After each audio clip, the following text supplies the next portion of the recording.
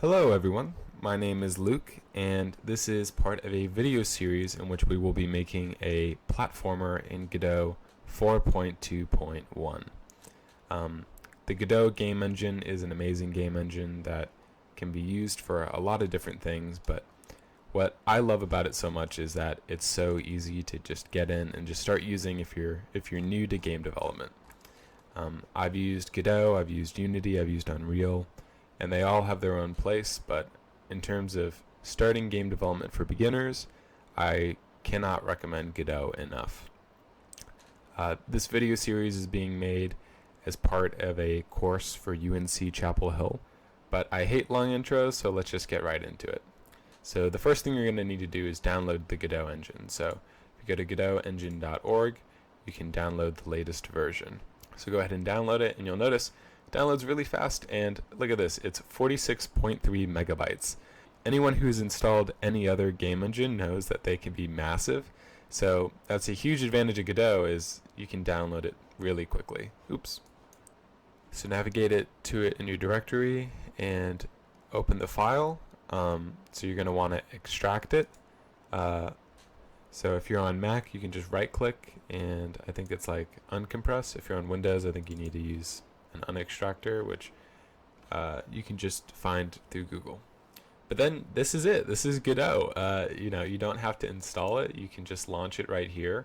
It'll open up, and you can just hit cancel. And ba-boom, Godot is set up. So let's go ahead and just get straight into it. So let's go ahead and create a new project. Close this out and do plus new. So let's go ahead and give it a name. I already have a name for my game, but feel free to leave this blank. You can change it later. I'm making a game called Raccoon Roller Coaster, and we're going to choose the project path. So for me, I like to sync my games through GitHub, so I've already made a GitHub repository. You do not need to do that. So just choose a location on your computer, and for renderer, we are going to use compatibility.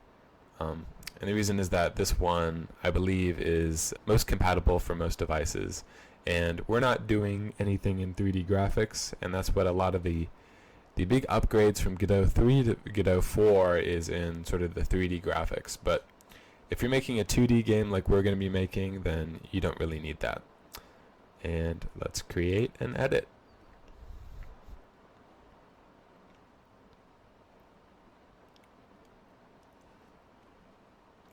And just like that, Godot is opened. It opened in about like 7 seconds or so, which is really fast compared to other game engines. If you've ever made a game in Unity, you know that it takes forever to boot. Same for Unreal. So here we can see the engine. Over on the left, we have our scene tree. On the bottom left, we have our files. On the right, we have our inspector. And in the middle, we have sort of the main components of our game. So right now, we're in the 3D setting, but we're going to want to go ahead and go to the 2D setting, because this is where we'll be making our game. You can faintly see here that there's this box, and this is actually the size of our in-game viewfinder. This is how big our camera will be once we start the game. But let's go ahead and create our world for our game. So we're going to click here and click 2D scene. And now we have a node 2D. So once you're inside, what we're going to do is we're going to click this little plus button, and we are going to add a static body 2D. So this is a 2D physics body that can't be moved by external forces. But we'll notice that it has this little warning here. It says, warning, this node has no shape, so it can't collide or interact. Consider adding a collision shape 2D as a child to define its shape. So that's exactly what we'll do. We'll click the plus button, and if you search shape, you should see collision shape 2D. Let's go ahead and create that. And we have yet another warning. It says, a shape must be provided. So please create a shape resource. So if we go over here to the right, we can see shapes. So let's click on this, and let's go ahead and create a new rectangle shape 2D. And you'll see over here where you have the green line and the red line, here at the world origin, so at positions 0, 0, we have a shape. And so what we can do is we can actually drag these little dots around, and we can position it around. So I know that this is going to be the floor, so I'm going to just go ahead and make it bigger. You can use this if you hold spacebar and you click, you can drag around. You can zoom in and out. And again, if you're not in this tab, you have to make sure you clicked the 2D tab up here. So great, we have a little collision shape, and let's do a little demo of the physics. So I'm going to click up on this node, so on the very top node, because we want these physics bodies to be a child of the top. We're going to click the plus button, and we are going to add rigid bodies 2D. So this difference is that a static body 2D can't be moved, so think about like floors, and rigid body 2Ds are 2D physics bodies that can be moved.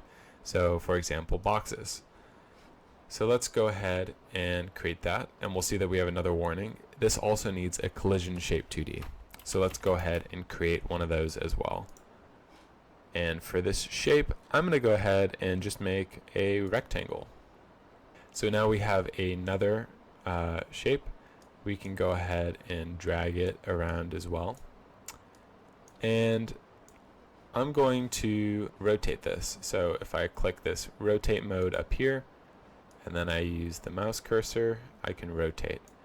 And then I'll click back to this so that I can keep moving it around. Okay, I think that looks pretty good. Let's go ahead and just run this scene. So if you go up to the upper right, you can do run current scene. And just go ahead and hit save. This is fine.